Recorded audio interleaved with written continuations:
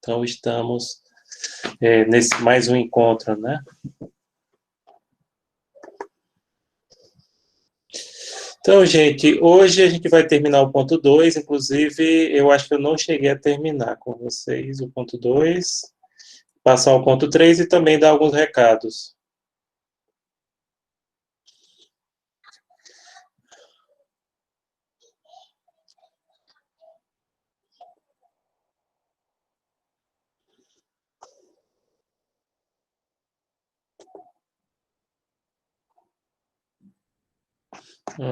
É isso. Deixa eu olhar slide 3.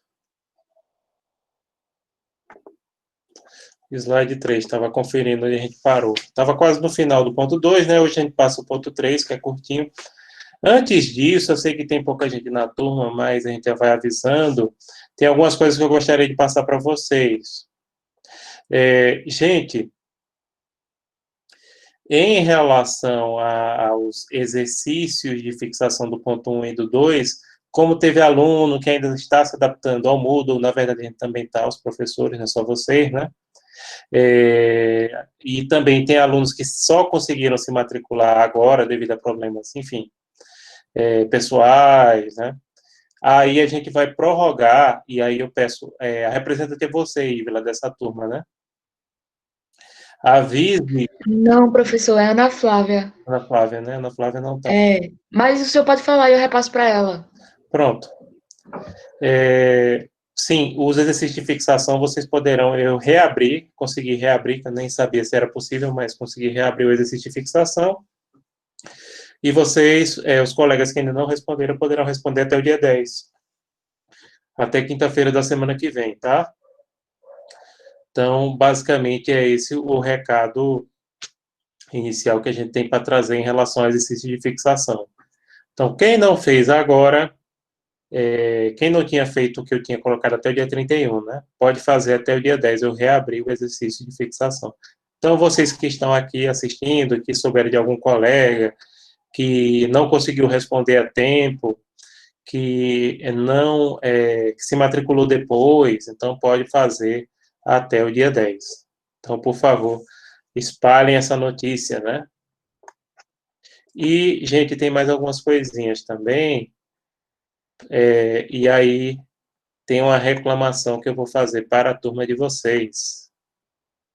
A turma de vocês é uma turma que faz os trabalhos, geralmente vocês cumprem os trabalhos, os seminários semestre passado ficaram muito bons, porém tem um problema em relação à organização dos grupos, e eu acredito que isso ocorre porque a turma de vocês veio da junção de duas turmas diferentes, que era a turma 2 com a 3, né? Então tem um problema sério. A turma que eu tenho mais problema para organizar grupos de seminários é a turma de vocês. Aí, gente, eu analisei aqui a organização dos seminários, eu vou até mostrar para vocês, inclusive para isso ficar registrado, porque aí vocês depois pedem para os colegas darem uma olhada no comecinho do vídeo de hoje, que mais tarde vai ser disponibilizado para vocês, né? Deixa eu pegar aqui. Temas dos seminários.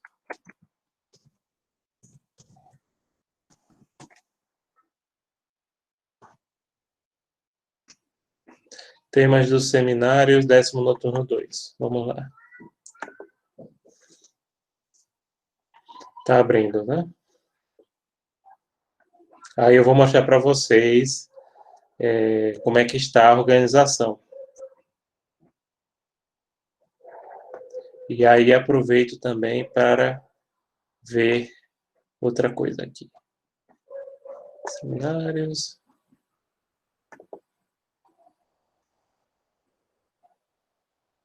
Pronto, abriu.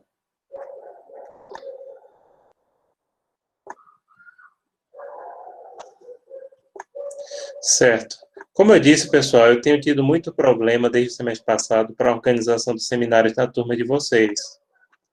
A gente acaba tendo grupos, muitas vezes, que não tem o mínimo de alunos, acaba tendo confusão na organização dos grupos, e isso não é uma coisa muito positiva, não. Então, o que é que a gente vai fazer em relação aos temas dos seminários? Eu sempre prefiro, olha, eu não gosto de fazer, acho que é aquela coisa do professor mesmo, organizar os seminários, porque o ideal é você trabalhar com quem você tem mais afinidade, ainda que, por outro lado, a gente critica que isso ajuda a turma a formar panelinhas, né? Mas realmente é ruim você trabalhar com quem você tem menos afinidade. Isso aí a gente reconhece, né? A gente reconhece e que realmente tem sentido esse argumento, né? Aí deixa eu mostrar para vocês. Pronto. Caso vocês não estejam vendo, por favor... Ah, ainda está girando, né? Pronto, agora já estão vendo.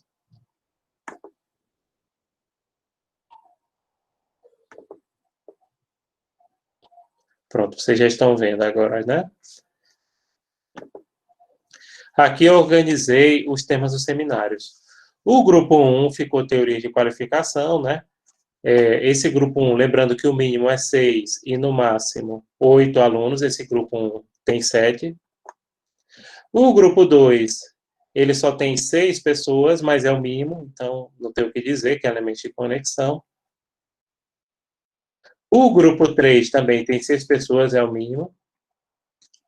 O grupo 4, por sua vez, só tem 3 pessoas, ou seja, para se alcançar o mínimo, precisa acrescentar mais 3 pessoas. O grupo 5, por sua vez, só tem 4 pessoas, também não alcançou o mínimo. O grupo 6 tem o mínimo que a gente exigiu. E o grupo 7 também tem o mínimo, 6 pessoas. E o grupo 8, falta ainda uma pessoa para se completar o mínimo de pessoas que a gente exigiu para cada grupo. Teve um probleminha no grupo 5, que foi foi no grupo 5, né? Que foi aquela questão, no grupo 6, perdão, grupo 5 não, no grupo 6, que, primeiramente, Tamires tinha colocado, feito a inscrição, né, com Tamires, Maria, Mariana e Madalena, mas devido a um problema do sistema ou de digitação que a gente não tem como definir, os colegas acabaram escolhendo o grupo 6, e aí qual é a minha decisão nesse caso? Inclusive, alguma das meninas do grupo estão aí? Pronto, Lucas, coloque lá. Estão todas, professor. Estão todas, perfeito.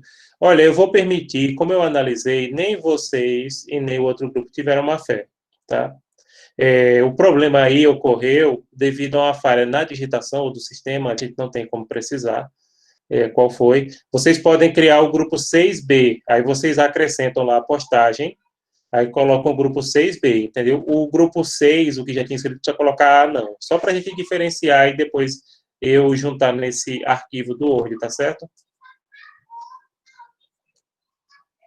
Tá certo, gente? Então, coloquem. Vocês podem ficar com o tema, e vocês colocam lá, grupo 6B, aí coloca o nome de todo mundo.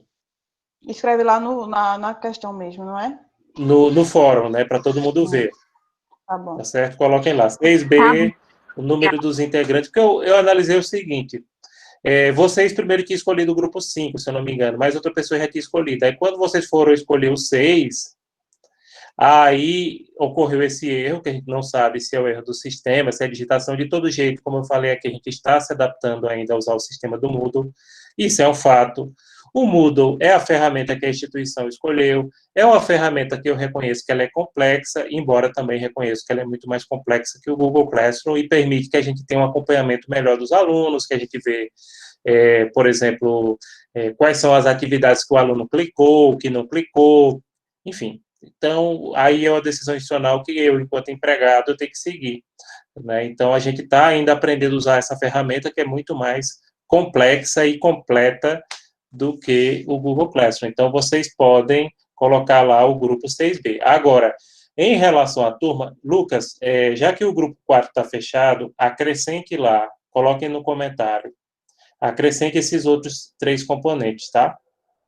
Não, pode para marcar o assunto perfeito, aí acrescente, porque é o seguinte, e aí é que eu já quero deixar isso claro.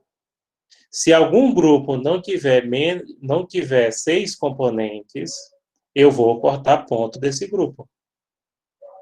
Tá? Porque semestre passado teve grupos que não se apresentaram com o mínimo e teve alguns colegas que tiveram que se apresentar individualmente no final. Então, gente, eu sei que a turma de vocês tem esse problema, eram duas turmas originalmente, acho que depois no 7º período juntaram, né? Não sei quando juntaram, eu lembro até que eu tinha dado aula em uma das turmas, que hoje é das turmas de vocês, no começo do curso, né? Mas, gente, vamos ter um pouquinho de união nesse período que a gente está vivendo. A gente precisa de união para sair dessa situação que a gente está vivendo, que a humanidade está vivendo. Então, eu já quero que vocês avisem aos colegas também que todos os grupos têm que ter, no mínimo, 6 componentes. Grupo que não tiver 6 componentes já sai descontando ponto. Eu já vou descontar ponto. Aí eu vou analisar quanto é que eu vou descontar, mas não vai ser menos de 1 ponto, não. Então, se o grupo, na minha avaliação do seminário, se o grupo tirou 4, eu só vou dar 3. Que é minha avaliação, né? 5 menos 1, 4 não. Se, por exemplo, eu avaliei aquele grupo, eu entendi que a nota daquele seminário é C4, eu boto menos 1. A partir daí. Então, avisem aos colegas isso, gente. Principalmente vocês viram, eu mostrei, aliás, está aparecendo na tela, né? Os grupos aí dos seminários, todos têm que ter, no mínimo, os 6 componentes. Esse grupo aqui do Lucas, que só está com 3, que foi para marcar a posição, não, perfeito, não era obrigado, eu só pedi, no mínimo, os 3 para marcar, depois pode acrescentar. Mas eu quero que todos tenham, no mínimo, os 6 componentes. Se não tiver, como eu disse, já avisem aos colegas, todos vocês que estão aqui assistindo essa aula no começo, que eu vou descontar ponto, tá? Se no dia da entrega só tiver, por exemplo, 5, 4, já vou descontar de cara. Em cima da nota que eu der, eu retiro pontuação ainda, tá? Então, avisem aos colegas, gente. E eu peço a vocês, olha, nesse momento vamos ter união. Que união, para a gente sair de uma situação que está todo mundo, no mundo inteiro, numa situação difícil, emocionalmente, financeiramente. Reparem que esse ano, pelo menos, ele é democrático, porque ele está ruim para todo mundo. Quando não é numa coisa, é noutra, e às vezes em várias coisas está ruim, né? Então, a gente, para sair desse momento, pessoal, a gente precisa de união.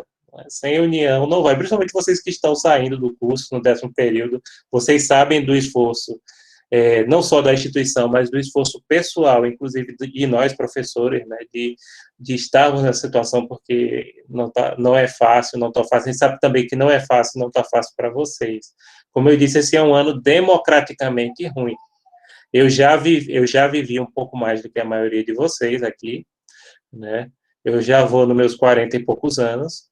Eu já vi anos ruins, mas que nem esse. Pronto, um ano que foi muito ruim, 1990. A maioria de vocês nem sonhava em nascer. Foi um ano muito ruim também.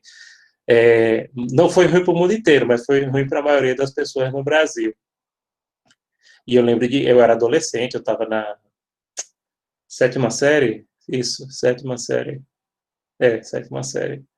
Eu era adolescente e foi um ano muito ruinzinho. 30 anos atrás. Foi o ano que Collor confiscou as poupanças. Aqui no Brasil estava todo mundo com a mão na cabeça.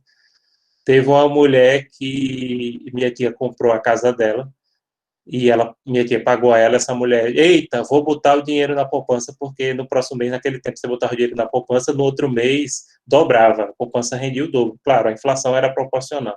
Era uma ilusão, né?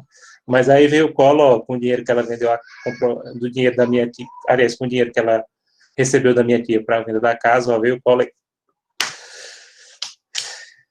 e pronto, ano aperreado que nem esse, eu vi 90.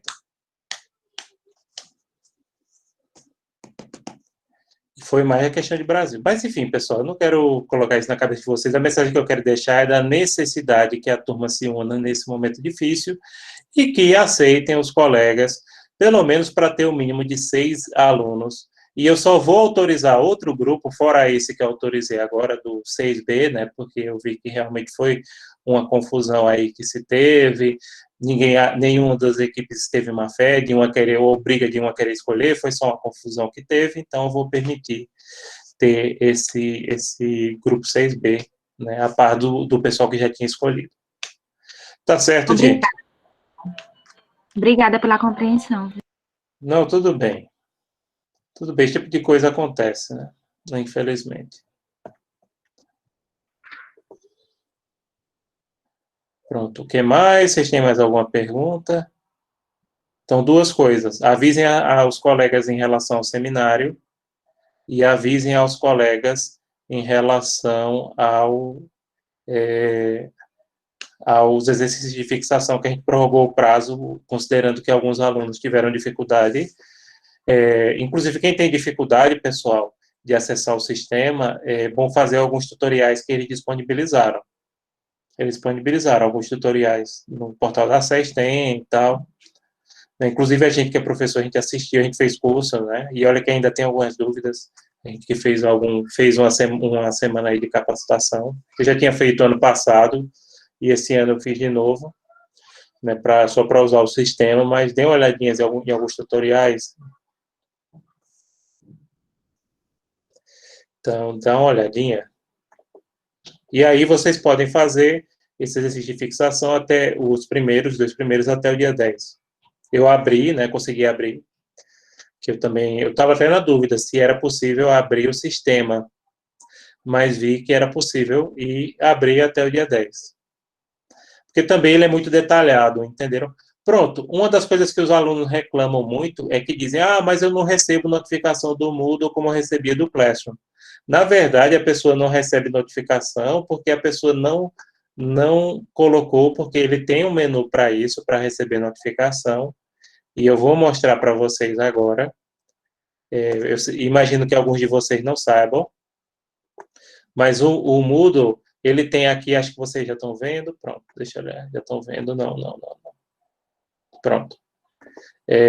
O Moodle, gente, ele tem uma função aqui, ó, vai no sininho, clica nessa roda, sininho, nessa roda dentada aqui, aí coloca as preferências de notificação, se você quer receber por e-mail, por exemplo, notificação de tarefa, se você quer receber por e-mail, se você quer receber através da web, no caso do navegador, ou se você quer receber através do telefone celular. Então, aqui você escolhe o que é que você quer receber, o que é que você não quer. Aonde está em verde, é porque está ativado. E quando está em vermelho, está desativado. Então, você vai preenchendo essas notificações aqui. Repare que tem para tudo que você imaginar. Porque, como eu disse, o programa do Moodle ele é complexo, mas ele é muito mais completo, né? E aqui, se a pessoa não quiser receber nenhuma, desabilitar notificações, né? Onde eu estou passando aqui o cursor. Então, tem muita gente, eu não recebo as notificações. Aí não recebe, mas você tem como ir lá na ferramenta e dizer, inclusive, qual é o tipo de notificação. Você quer receber de tarefa? Você quer receber no celular? Você quer receber no e-mail? Você quer receber no navegador, né, que aparece aquela setinha? Então, ele também tem essas ferramentas. Pronto. E agora vamos começar o ponto 2. Algum de vocês tem mais alguma pergunta? Aliás, tem alguma pergunta para fazer?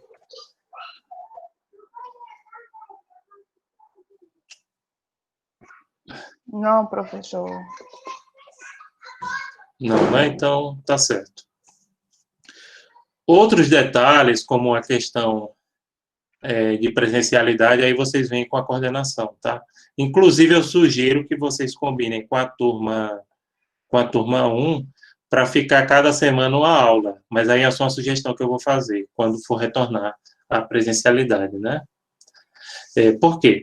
Porque, por exemplo, dessa forma que está, vocês só vão para ir assistir duas aulas, né? Entenderam? E a outra turma vai chegar no segundo horário. Então, o ideal é você tirar direto. De preferência, a gente está vendo aí, principalmente, que aí é uma coisa para vocês pensarem, entendeu?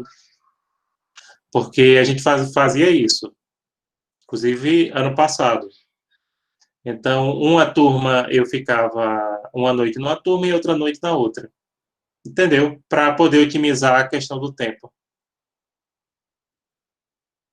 E principalmente para a turma 1 é pior porque a turma 1 tem aula no segundo horário. Eu pego com eles aqui de 8h30. Com vocês eu começo de 7 e vou até 8 e pouquinho, né? E com eles eu vou de 8h30. Entendeu, gente? Então, para otimizar é melhor. Mas aí é uma coisa que tem tempo. né? Tem um tempinho, a coordenação está fazendo o levantamento de quem vai poder assistir ou não, que também é outro dado que tem que ter, né? Porque de acordo com o número dentro daquelas regras de distanciamento, tem o número de alunos por sala, mas a coordenação vai passar isso turma a turma, e já está passando isso turma a turma. Mas, assim, é uma coisa que eu, de início, recomendo para vocês pensarem, de fazer esse revezamento. Porque, por exemplo, hoje o segundo horário de vocês é para ver a disciplina de Canizarro, que é exclusivamente online, né? Não tem pouquíssimos momentos de presencialidade. Não é isso? A outra turma também. Não pode ser junto porque não pode assistir, depende do quantitativo de alunos que forem assistir a aula presencialmente, né? Mas isso é uma coisa que vocês podem ver com calma. Bom,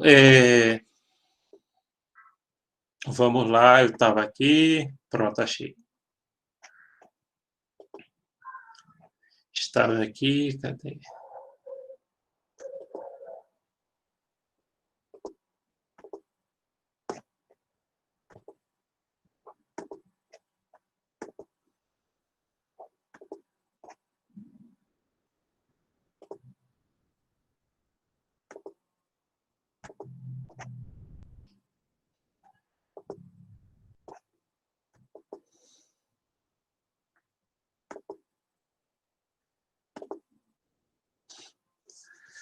Bom, pessoal, eu estava terminando de apresentar esse slide aqui, o terceiro slide, estava falando sobre a questão das principais fontes legislativas internas do direito internacional privado no Brasil.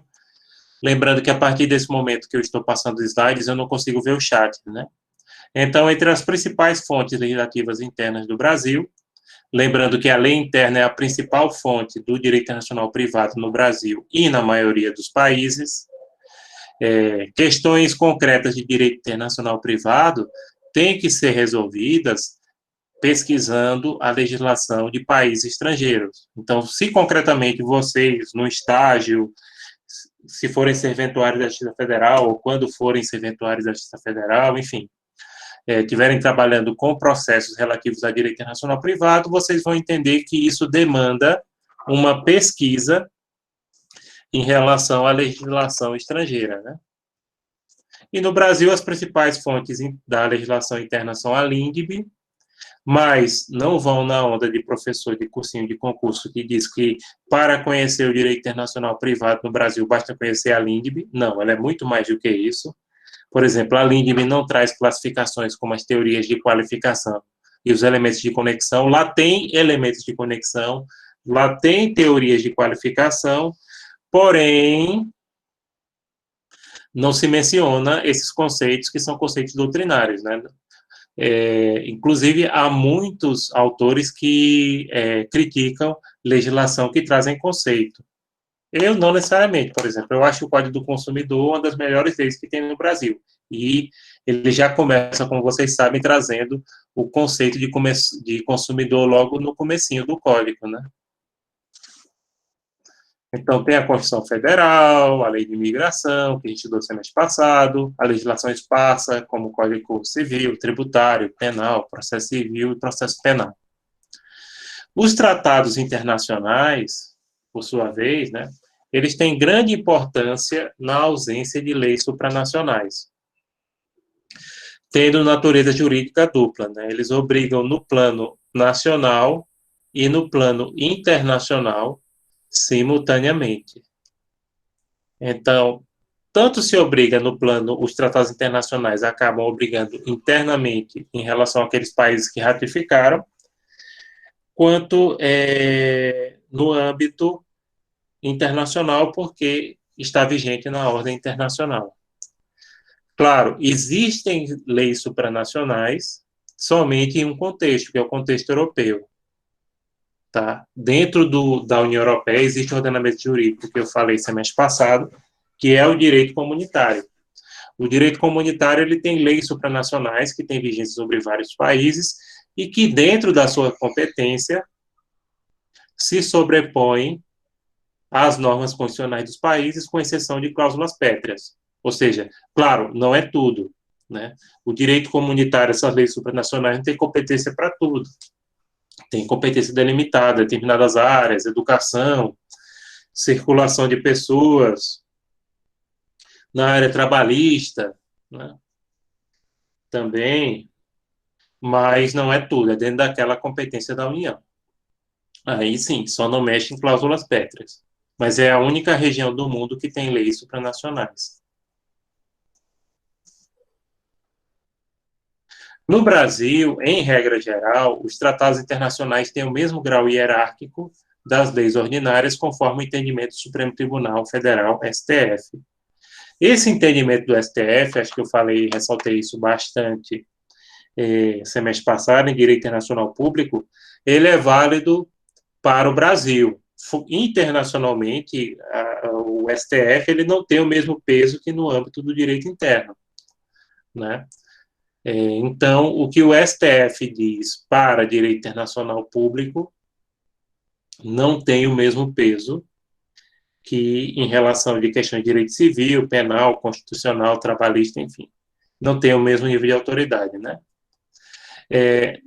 Agora, no entanto, após a emenda constitucional número 45 de 2004, que a gente estudou isso em público, os tratados sobre direitos humanos poderão ter força de norma constitucional se aprovados com devido quórum. Tratados sobre direitos humanos não aprovados com este grau alcançam validade jurídica de norma supralegal, que é aquela norma que está abaixo da Constituição, mas acima da legislação infraconstitucional.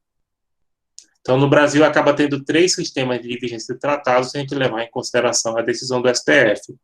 Tratados em geral, comércio, né, turismo, tem força de legislação ordinária.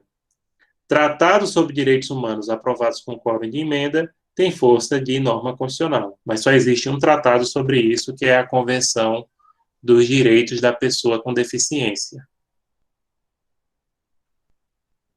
Né? E os outros tratados, como o Pacto de São José da Costa Rica, os Pactos de Nova York, têm força de norma supralegal, ou seja, estão abaixo da Constituição, mas acima da legislação infraconstitucional, que aí incluiria os outros tratados, inclusive alguns muito importantes, como o Pacto de São José da Costa Rica, né? A Convenção, ou Pacto de São José da Costa Rica, gente, Convenção Americana ou Interamericana de Direitos Humanos é o mesmo tratado, só muda o nome. Exemplos de relevantes tratados para o direito internacional privado no Brasil, entre outros países. O Código de Direito Internacional Privado, que é o Código Bustamante, de 1928. Esse Código de Direito Internacional Privado, pessoal, ele é um tratado que hoje ele faz parte do sistema interamericano de tratados, e ele foi aprovado em 1928. Nesse tempo não existia nem a OEA, era chamada União Pan-Americana. Esse tratado ele ainda está em vigor, tem mais de 90 anos, e ele colocou muita coisa que ele trouxe, a Lindbe copiou. Por exemplo, a capacidade da pessoa, ou seja, se a pessoa é maior, se é menor, como é que funciona o mecanismo de interdição, é escolhido sempre o domicílio da parte, né? Ou seja, você é maior, capaz ou incapaz de acordo com a lei do seu domicílio, não importa a sua nacionalidade. Isso o Código Bustamante trouxe, e a maioria dos países do continente americano adotam também, inclusive a Lindbe, que reproduz. Chama Bustamante porque o projeto desse código foi feito por um jurista cubano chamado Bustamante, que agora, toda vez que eu ensino esse assunto, eu me lembro de uma aluna de RI, boa aluna, por sinal, não vou dizer o nome dela por motivos óbvios, mas uma boa aluna de RI, que quando eu estava ensinando, falando sobre o Código Bustamante, de vez em quando eu cito, aí ela, professor, Bustamante tem a ver com Diego Bustamante do RBD, porque tem um personagem de RBD que é Diego Bustamante, e acho que alguns de vocês aqui têm cara de quem gostava de RBD, né? Aí eu, não, fulana, tem nada a ver, não. Esse Diego Bustamante é um personagem mexicano e o Bustamante do Código era um jurista de Cuba, inclusive, acho que foi juiz na Corte Nacional de Justiça de Haia. e também foi do Supremo Tribunal Cubano na época. Outro tratado importante é o Estatuto Orgânico do Instituto Internacional para a Unificação do Direito Internacional Privado, o UNIDROIT, de 1940. Esse estatuto, gente, é esse instituto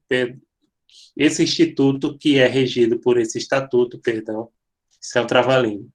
Ele existe até hoje, né? Funciona em Roma, apesar do nome ser francês, UNIDROIT, mas existe até os nossos dias, e ele padroniza, ajuda na padronização de normas de direito internacional privado. A Convenção sobre a Prestação de Alimentos no Estrangeiro, de 1956, existem outras convenções também. Um assunto que é importantíssimo e que a gente vai falar depois é que existe uma facilitação no reconhecimento e execução de decisões de alimentos entre os países que ratificaram esse tratado, tá? O processo de você executar e você requerer alimentos em relação ao estrangeiro é um processo facilitado em relação a processos comuns, tá? Segue um rito muito mais simples e, inclusive, no site do Ministério da Justiça tem um passo a passo explicando como é essa execução de alimentos no exterior, que ela segue um procedimento simplificado em relação a outras decisões jurídicas, que passar por um processo de homologação mais complexo e tal. Se vocês quiserem informação sobre isso,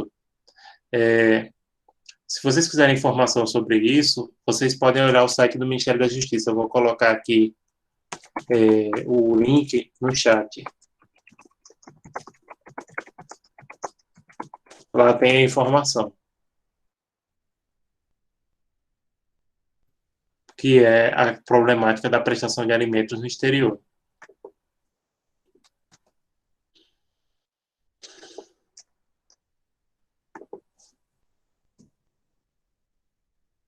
Pronto, vocês podem olhar aí no chat, gente, tem o link do Ministério da Justiça informando como é essa questão da prestação, da execução de alimentos no exterior. Então, é um processo facilitado que não segue o rito ordinário, tá certo? Eu falo isso também porque, acho que uns 10 anos atrás, mais ou menos, nessa época não tinha cadeira de Direito Internacional Privado na SES enquanto disciplina permanente, teve uma situação que foi o seguinte, e naquela época não chamava nem EPJ, chamava NPJ, não era escritório, era núcleo, né, núcleo de prática jurídica.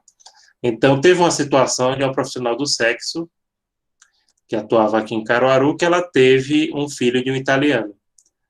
E ela queria pedir, né, alimentos para esse italiano. Ela tinha toda a documentação, tinha o endereço, tinha inclusive cópia do passaporte dele, ele tinha registrado a criança, né? Era questão de pedir os alimentos para a criança. E aí, gente, o pessoal da EPJ não sabia, os orientadores não sabiam direito como é que fazer e pediram para o aluno que recebeu, né, o estagiário lá, que me procurasse. Aí eu dei a dica a ele, eu digo, ó, e naquele tempo não tinha esse passo a passo do Ministério da Justiça que eu disponibilizei aí para vocês no chat. Então, já fiquem sabendo que hoje tem no Ministério da Justiça informando passo a passo como é que faz, né, para você ingressar. Era muito mais difícil para fazer isso, e inclusive eu nem sei como é que ficou a situação.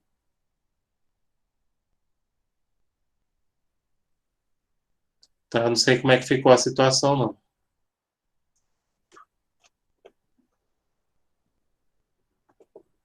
Mas, enfim, isso, inclusive, era um dos motivos pelo qual muitos alunos pediam para ter essa disciplina de Direito Internacional Privado na matriz curricular.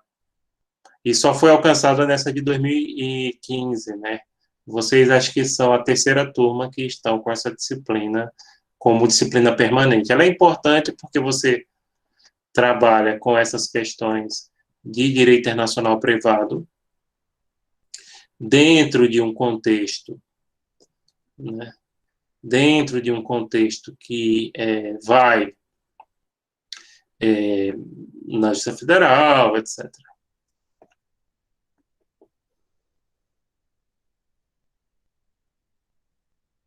Pronto, depois vocês deem uma olhadinha aí. Deixa eu voltar agora.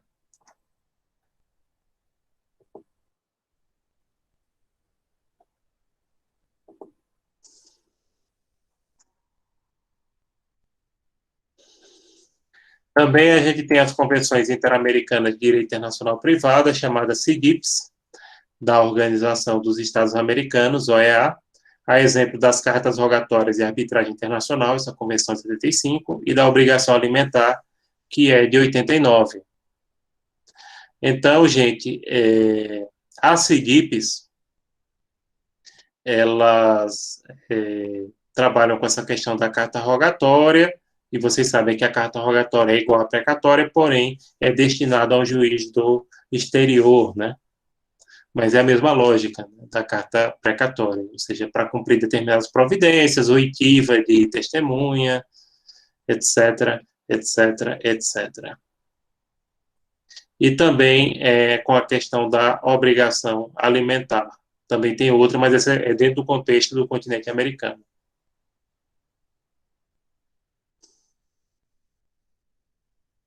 Bom, outras fontes do direito internacional privado, para a gente terminar a aula de hoje, seria a doutrina, né, também chamada literatura, eu prefiro chamar literatura do que doutrina, que tem grande importância como fonte, sendo utilizada principalmente quando existe omissão de leis e tratados.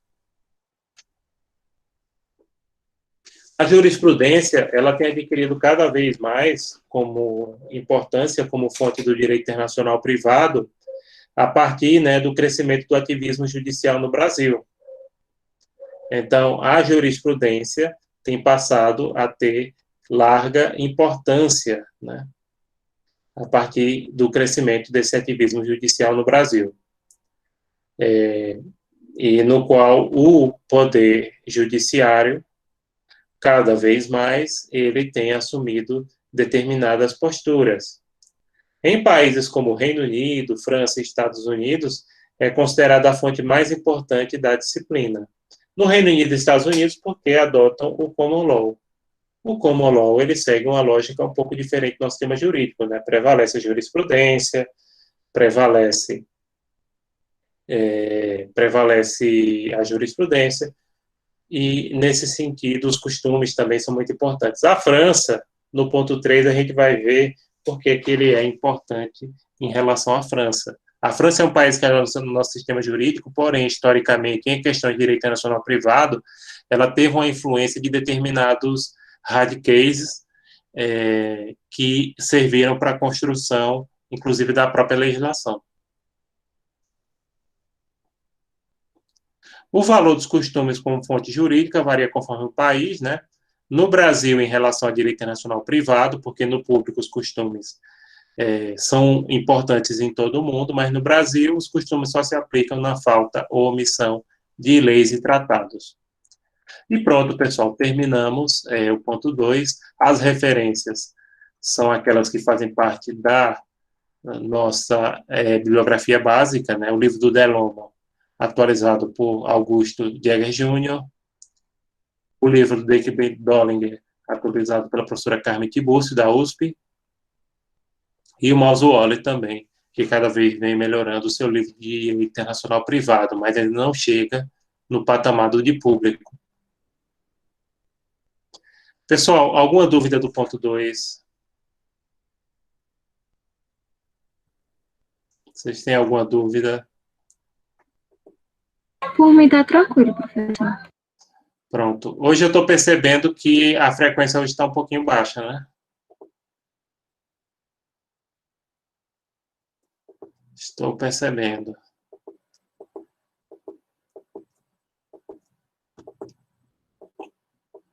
Deixa eu olhar o exercício. Pronto, então vamos começar o ponto 3, já que vocês não têm nenhuma pergunta a fazer em relação a esse assunto.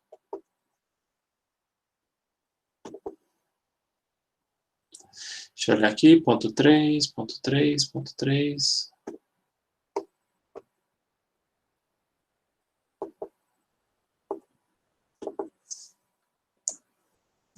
Ponto 3.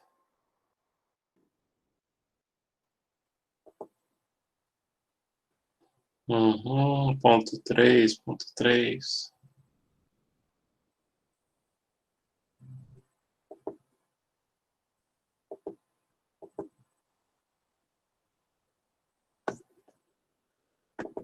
Pronto, vamos lá.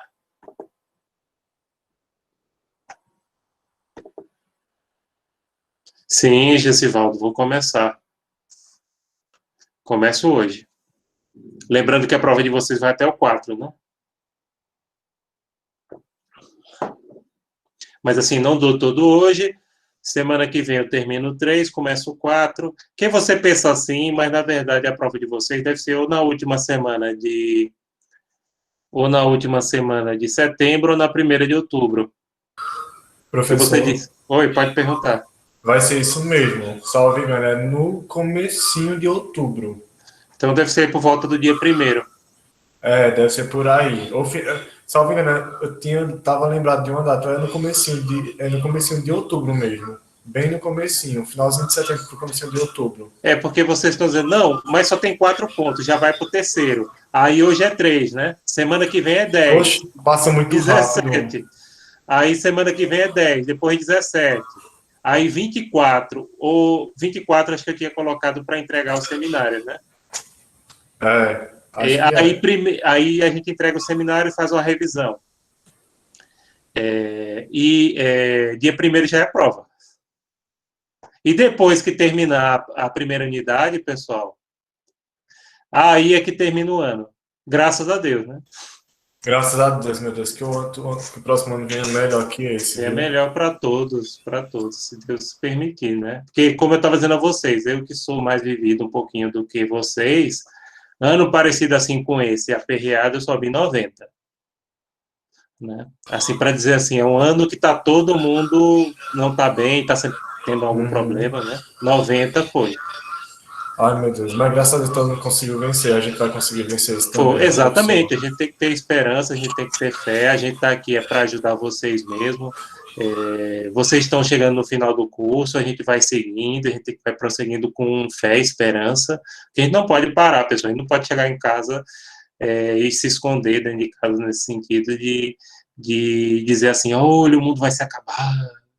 Enfim, a gente tem que tocar a vida, a gente sabe que a situação não está fácil para ninguém, mas a gente tem que ter a fé, a esperança e de que dias melhores vão vir. Vocês são muito jovens, vocês têm a vida toda pela frente. Verdade, professor. Muito obrigado por essas palavras, viu? Às vezes é o que algumas pessoas precisam ouvir e Deus muitas vezes usa a gente para falar com alguém e a gente nem percebe, né?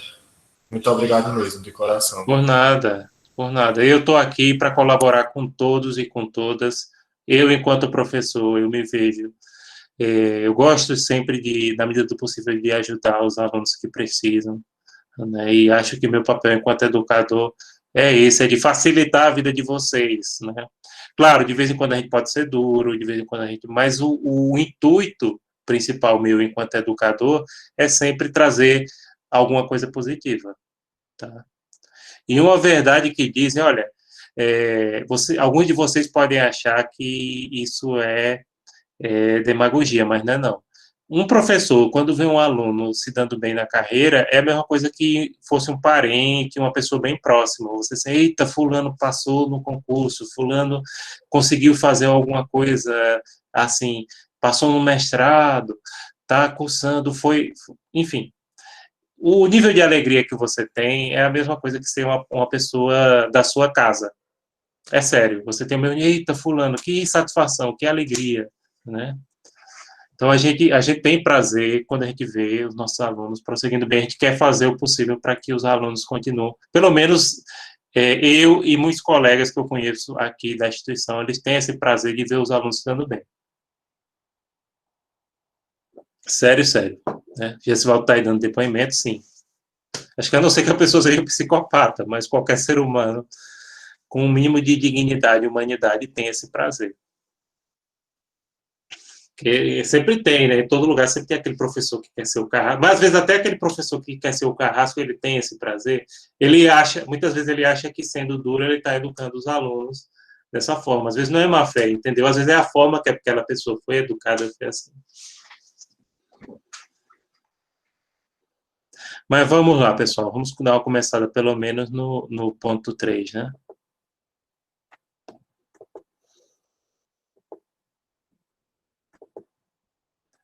Pessoal, esse ponto 3 é extremamente importante para a disciplina. Nesse ponto 3, inclusive semana que vem, eu vou dar uma revisada no exercício de fixação. Olhem o exercício de fixação do ponto 3 com calma, né? Porque é extremamente importante esse assunto. Teorias de qualificação. A LINDB, que é a nossa principal legislação da área de direito internacional privado do Brasil, ela não usa o termo teorias de qualificação, mas ela tem teorias de qualificação dentro dela. Entenderam? Porque a LINDB é aquela legislação que não está preocupada em trazer conceitos. Mas lá tem, e é aí que eu critico, com todo o respeito que a gente tem que ter pelos colegas, determinados professores de cursinho de concurso, que dizem, olha, você decorou a LINDB, você sabe tudo de direito internacional privado. Não sabe. Por quê? Porque você pode decorar um artigo que tenha, como por exemplo o artigo 8º da LINDB, que tem uma teoria de qualificação, mas você não sabe que ali é uma teoria de qualificação. Você sabe, é o artigo 8º, aquilo é o quê? Qual é a classificação doutrinária? É teoria de qualificação. Entenderam? Então, é por aí. E também aqui tem outra questão. Muitas vezes, o pessoal dos cursinhos de concurso que falam de relação de direito internacional privado, eles têm muito foco na LINDB, mas esquecem que na vida prática, se algum de vocês se deparar com alguma questão, algum processo de direito internacional privado, você não vai pesquisar só na LINDB, você vai ter que pesquisar na legislação estrangeira. É por isso, gente, que nas provas sobre teorias de qualificação, eu sempre estou colocando a legislação estrangeira, inclusive no exercício de fixação que eu deixei lá no Moodle. Porque, concretamente, você vai resolver uma questão de direito internacional privado, você vai ter que pesquisar a legislação estrangeira. Não tem como fugir. Graças a Deus que hoje isso é facilitado, porque você pode ir na internet e os países assim mais conhecidos do mundo, né? Com exceção dos países assim que são mais pobres, que têm menos estrutura, como alguns países da África e nem todo, aí você tem dificuldade de pesquisar a legislação, né? Mas tem outros países, por exemplo, os países aqui da Europa, América Latina, você tem como pesquisar a legislação e baixar a legislação desses países fácil na internet. Até a China, que tem ainda o problema da escrita, que eles usam outro sistema, o governo chinês, gente, ele tem um banco de dados com a sua legislação traduzida para o inglês. Então, você, numa situação concreta, aí você vai ter que pesquisar. Então, vamos lá para a teoria de qualificação. O que seria qualificar? Qualificar seria atribuir existência jurídica a um ente, a uma coisa ou um fato, o incluindo em uma categoria legal. Qualificar, na verdade, é uma espécie de classificação, não é só classificação, mas é uma espécie de classificação mais conceituação e incluir esse ente, o ente, por exemplo, um ente, uma pessoa jurídica ou uma pessoa física. Pessoa física ou pessoa natural, né? Prefiro chamar pessoa natural. Uma coisa, um bem imóvel, né, ligado aí a direitos reais. Um fato, por exemplo, uma sucessão testamentária, um casamento, um divórcio, um contrato internacional, e inclui isso numa categoria jurídica. Então, é isso que é fazer qualificação. Obviamente que o direito internacional privado não é o único a qualificar. Vocês que gostam mais de direito penal do que eu, porque eu, em relação a direito penal, eu faço feito aquela história, né? Feito diz aquela velha história. Não sei, não quero saber. Só não tenho raiva de quem sabe. Direito penal é só assim. Não sei, não quero saber. O direito processual também. Só não tenho raiva de quem sabe, né? Dos colegas que se dedicam, mas são áreas do direito que eu não tenho a menor atração. E, aliás, de processo ainda sei menos do que penal. Porque penal, como em direito internacional público a gente tem uma parte de direito penal internacional, eu ainda estudo um pouco. Eu conheço os princípios básicos do direito penal, né, retroatividade, juiz natural, basicamente o que eu conheço, mas, assim, detalhes, não. Então, qualificação é a operação pela qual o juiz, antes de decidir, verifica que instituição jurídica corresponde aos fatos realmente provados. Então, essa é a qualificação do ponto de vista jurídico. O juiz, né, antes dele decidir, durante o processo de avaliação, né, da causa, ele vai ver a que instituição jurídica corresponde aos fatos que estão sendo provados. A qualificação, ela deve anteceder a escolha da lei aplicável, sempre processual, se qualificando apenas as questões jurídicas, não o fato. Não os fatos, perdão. Então, se qualifica questões jurídicas, auxiliando aí no processo. A qualificação, ela faz parte do processo de escolha de qual lei vai ser aplicável para decidir uma questão que envolva direito internacional privado. Porque questões que envolvem direito internacional privado, elas envolvem o ordenamento jurídico de vários países.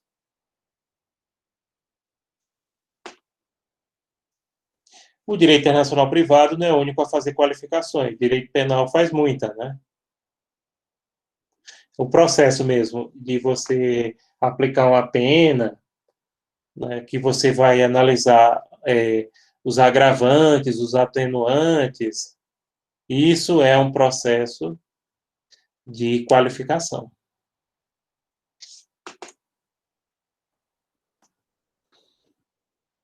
E, claro, a diferença de entendimento entre legislação de países diferentes impõe a necessidade de qualificar.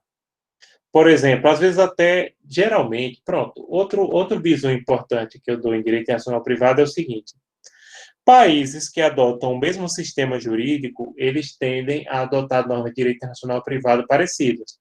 E aí existem duas grandes famílias do direito no mundo. O Common Law, que é típico dos países anglo-saxônicos, vocês lembram isso no começo do curso, né? E o Civil Law, o direito romano germânico, que é o nosso sistema jurídico, que predomina na Europa continental, na América Latina e algumas ex-colônias europeias na África e na Ásia. Claro, também tem o direito muçulmano, mas aí é outra história, é outra conversa. Então, os países desses sistemas jurídicos adotam normas parecidas. Por exemplo, peguem a Suíça. Vocês podem dizer, a Suíça é um país totalmente diferente do Brasil. Verdade, mas a Suíça adota um sistema jurídico. A Suíça tem uma lei de introdução às normas chamada LIGIP. Enquanto que, perceba, a nossa lei de introdução às normas é a LINB. Até o nome da lei é muito parecida e a própria lei é muito parecida em si. Porém, às vezes há diferenças nesses sistemas, dentro de um próprio sistema. Por exemplo, para a capacidade das pessoas, os europeus tendem a preferir a nacionalidade, ou seja, você é capaz, incapaz, pode ser interditado, etc., de acordo com a lei de sua nacionalidade. Já os países do continente americano, e aí, inclusive, eu incluo os Estados Unidos nesse rol, eles preferem adotar o domicílio. Então, aí é um ponto de divergência já. Então, você é capaz, não importa a sua nacionalidade. É de acordo com a lei do seu domicílio.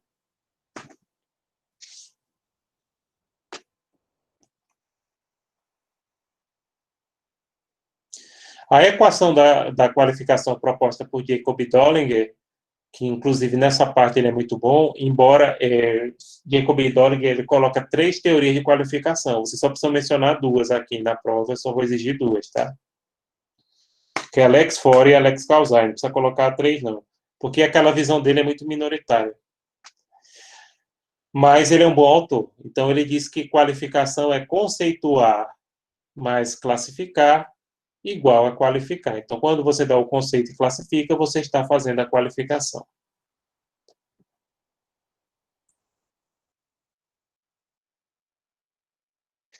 Então, vamos falar agora das 2 teorias principais de qualificação. É essas que eu quero que vocês usem na prova, nos exercícios e tal. A primeira é Alex Faure, no qual a solução para os conflitos é aplicar a lei do foro, devendo o julgador aplicar sua própria lei. É defendida por Kant, alemão, em 1691, e pelo francês Bartin, em 1697. Então, quando o juiz aplica Alex Faure, ele aplica a sua própria lei. se ficar definido naquele processo, vai ser aplicada a lex fori, é a lei do juiz que está julgando, é a lei do foro, literalmente em latim. A regra geral, que tanto o Código Bustamante quanto a própria Linde trazem, obviamente, e acredito que não podia ser diferente, é a lex fori. Ou seja, um juiz julgando causa de direito internacional privado, de preferência ele aplica a lei do seu país. Mas tem exceções importantíssimas, como a gente vai ver ainda nesse ponto, não sei se a gente vai ver hoje. Acho que por hoje eu vou terminar só esse slide aqui. A lex causae, ou cause, dependendo da pronúncia que vocês quiserem, é a opção por aplicar a lei estrangeira aventada na ação, a lei material, ou literalmente, que é o que significa, né, em latim, lex causae, a lei da causa. Ela é proposta por Despaigne, em 1898, e defendida por Wolff, também alemão. Despaigne é francês. A lex causae, por exemplo, um juiz federal do Brasil, na causa de direito nacional privado, ele entende que naquela situação, de acordo, analisando a Linde, analisando o direito estrangeiro, ele entende que naquele caso ali se aplica direito estrangeiro. Pronto, um caso simples que eu já citei aqui várias vezes. No inventário de uma pessoa domiciliada no Brasil, o de cujos tinha bens imóveis no exterior, tinha um apartamento em Miami, tinha um apartamento em Lisboa, né? Porque eu fico brincando que Miami é brega, mas é. Tá, é brega. Eita, só me deu de Miami, só me lembrei da história de Romero Brito, né? Cara de Miami. Vocês lembram, vocês viram, né? Aquela escândalo com Romero Brito, né? Que, aliás, já tinha acontecido há alguns anos, mas não sei porque divulgaram agora no período de pandemia, né? Mas, enfim, a questão aqui não é Romero Brito, a questão é o seguinte: camarada faleceu, tem um imóvel em Miami, então o juiz, ele pode, inclusive, ele pode julgar aquele bem, etc., analisar aquele bem, mas ele vai ter que usar a lei do estado da Flórida. Tá? Então, aí se aplica a lex causae.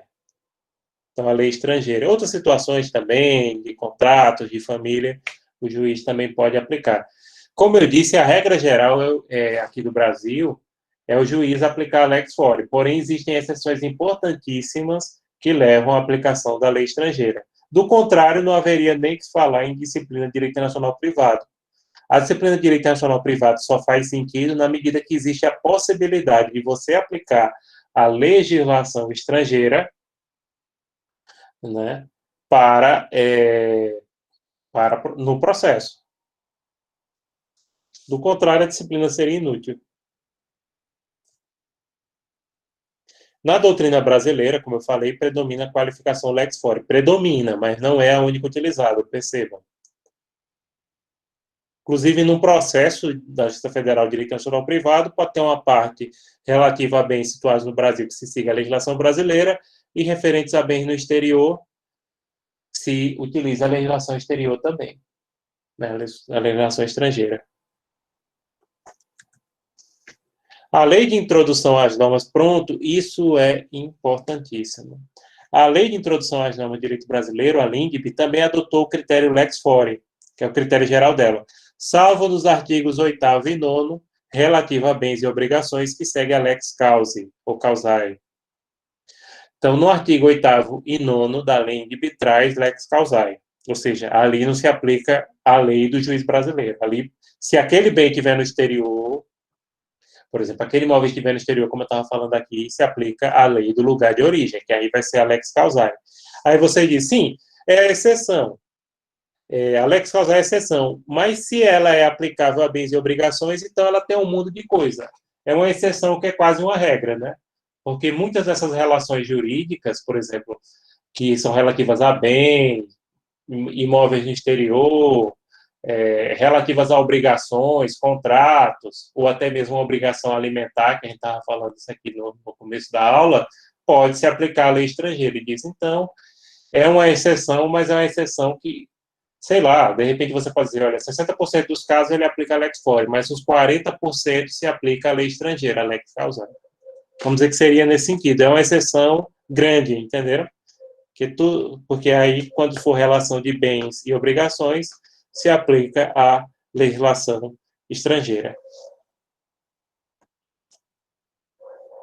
O Código Bustamante, ele também optou pela qualificação da Lex Fori. E eu falei aqui que muita coisa da LINDB repete aquilo que o Código Bustamante trouxe, né? Porque o Código Bustamante de 1928 e a LINDB é do começo, a LINDB, que na época era chamada LIC, não era chamada nem LINDB, mudou de nome em 2010, é do começo dos anos 40, acho 42 ou 43.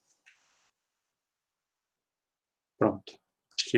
Acho que por hoje é só. Fica faltando só um slide para a gente terminar.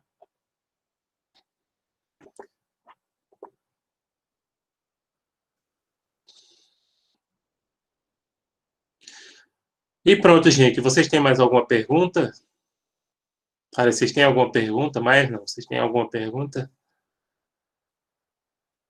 Eu acho que o da Isa aqui estava falando da questão do Romero Brito, né?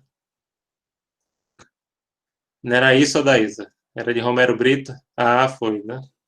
Nosso conterrâneo? Tá não, Carla. Eu tinha reliberado até o dia 10. Eu vou dar uma olhada aqui, foi bom você ter falado.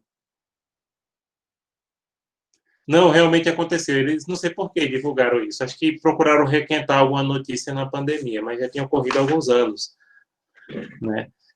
Carla e Tamir estão dizendo que o exercício do ponto 1. Pronto, eu vou olhar nesse instante. Inclusive, vou deixar que vocês vejam olhando. O exercício de fixação do ponto 1, eu vou liberar, porque para mim eu tinha liberado.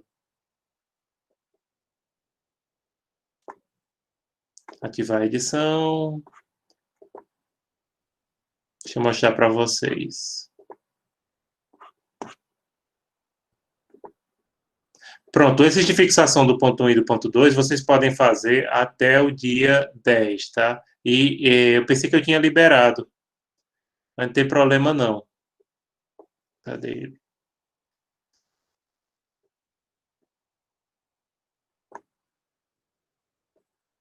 Exercício de fixação, ponto 1. Pode ser que não tenha salvo.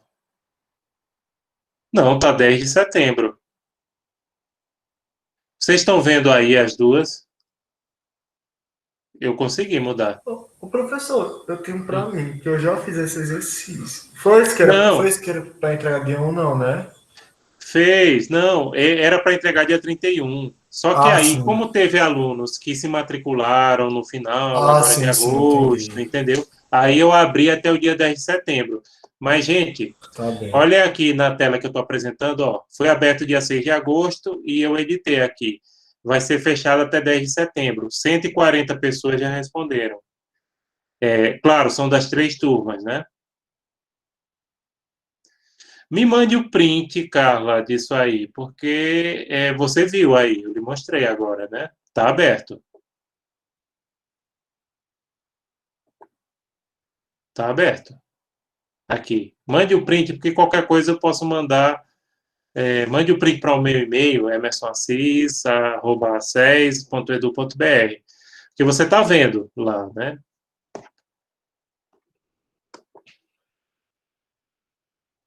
Que isso aí pode ser algum defeito, aí eu entro em contato com o pessoal do suporte.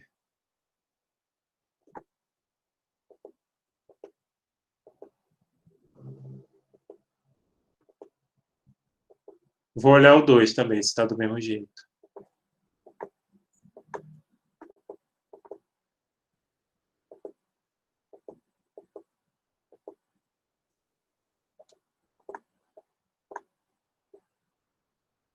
Cadê? Existe fixação, ponto 2.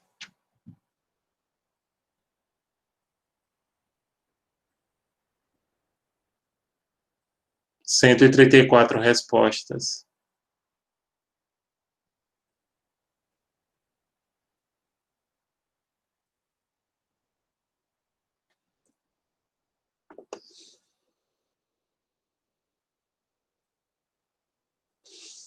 Então, façam isso, viu? Mas vocês viram que eu abri. né? Por mim está aberto. Mas é bom um print, porque aí eu mando para o suporte. Assim, ele é chatinho, mas ele tem algumas vantagens. Pronto, querem ver uma vantagem deles? Quer ver uma vantagem? Cadê, Wagner? Aí está falando. Vou mostrar agora. Uma vantagem dele.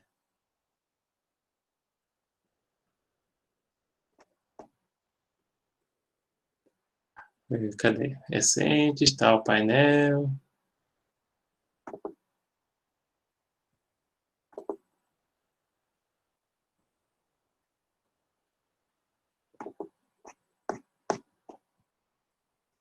Foi pro começo de tudo.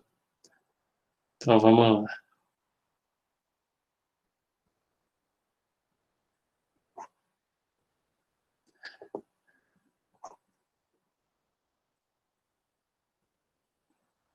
Pronto, uma vantagem.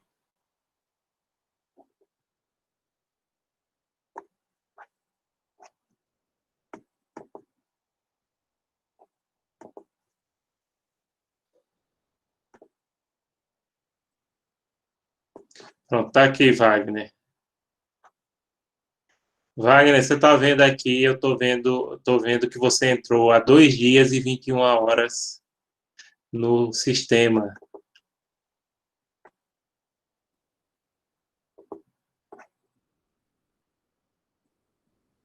Mas também esse negocinho é fuxiqueiro que é medonho, né, professor? E você não está entendendo que foi pela fuxicagem que ele está sendo trabalhado? Vani Ellison, por exemplo, entrou a 48 minutos e 23 segundos. Então, a vantagem Tá desse vendo? sistema... Sempre tô atualizando. Na verdade, uma dica que eu dou a vocês é o seguinte: cliquem em tudo, porque depois a coordenação ela vai, e aí não sou nem tanto eu, é a coordenação. Depois eles pedem o relatório de acompanhamento para ver o que é que vocês clicaram, o que é que vocês viram, quando vocês entraram, né? Então, dá para ver tudo. Pronto, vou aqui, já que Wagner estava falando, vou mostrar outro. Outro, ainda tem um relatório completo, viu? Olha, por exemplo, eu sei que Wagner nunca olhou o cronograma da disciplina, nunca olhou o plano de ensino.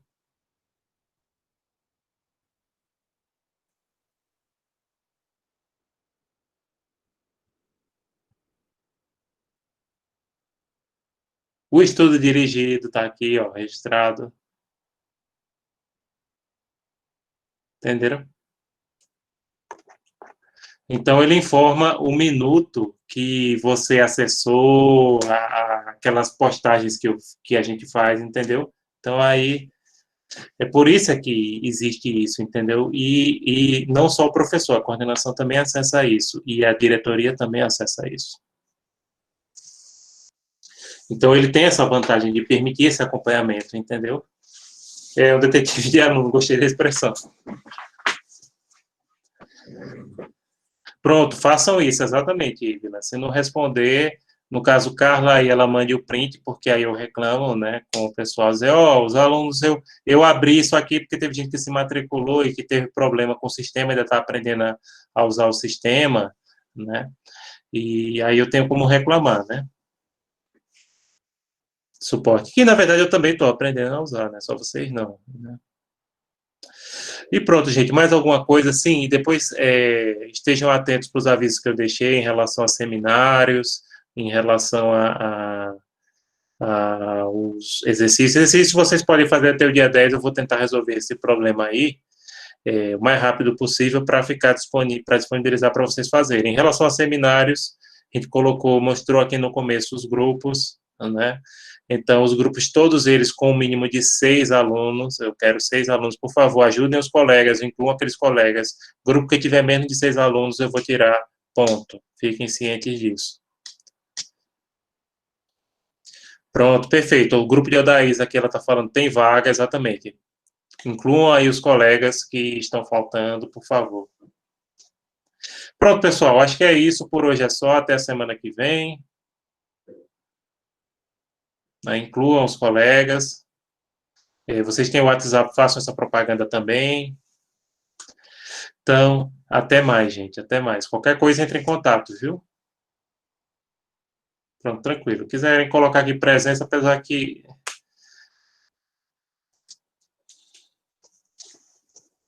Boa noite, gente. Boa noite.